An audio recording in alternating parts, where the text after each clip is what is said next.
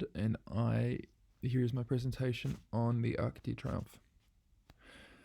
At the heart of the Arc de Triomphe is a paradox. How can a monument to victory commemorate no real victory?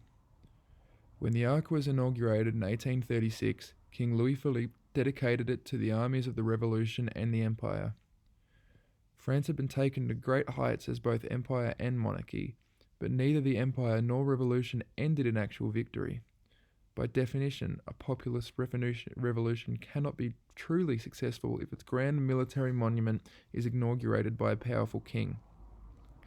Considering that Louis Philippe was unpopular for being a tyrant, the irony is glaring.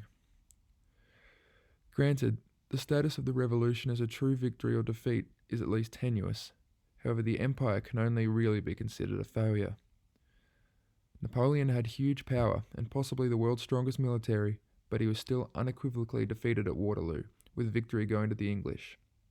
Considering that the world's greatest monument to triumph is dedicated to two overall shortcomings in French history, its truer purpose is to commemorate the heights of French power.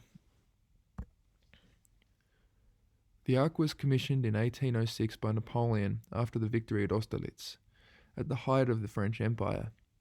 In one of history's great examples of pride coming before the fall, Napoleon never saw his great monument completed, having been defeated by the English and exiled just 10 years after its commission and 20 before its completion. Napoleon intended the Arc to commemorate his victory, but as Napoleon was defeated, it serves a different purpose.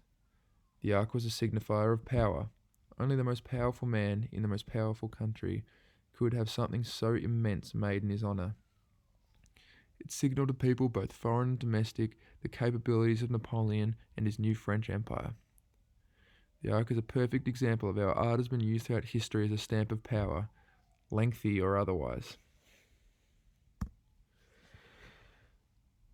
Another thing the Arc signifies is national pride. The French Revolution accomplished its short-term goals, but it did not give more power to the people nor keep tyrants out of France for long. What it did was add a new element to French national identity. National pride and revolutionary spirit in the French proletariat is salient enough that, according to Thomas J. Lavallee, a researcher of French history, it has been the deciding factor in nearly every election and decision to go to war since the Revolution. While the French may have been fighting oppressors of their own making, their identity as stubborn rebels runs strong even today. It was less than 2 years ago that the Gilets jaunes took to the streets to fight a perceived injustice to the working class. Revolutionary victory in France is perhaps overstated, but the potency of the people's belief in their own justice cannot be overstressed. The Arc represents this vein of popular belief over time more than it celebrates French victory.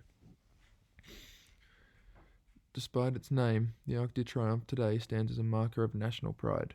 Commissioned at the height of French power, when it was intended to signify Napoleon's victory and commemorate the armies of the Empire and the Revolution, instead is a marker that with art perspective comes before truth. The Empire was scuttled and the Revolution failed to keep tyrants off the French throne, and yet the greatest monument to victory in the world stands in their wake. In truth, it is the pride and power which are foundations of the Arc. The power may have been short-lived under the Empire, but the national pride of the French has held strong no matter the circumstance since the Revolution. Thank you very much.